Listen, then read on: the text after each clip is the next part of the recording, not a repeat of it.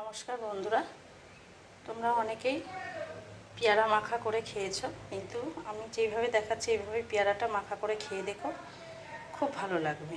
পেয়ারাতে অনেক গুণাগুণ আছে। একটা আপেলের গুণ যতটা গুণ ততটা পেয়ারার মধ্যে আছে।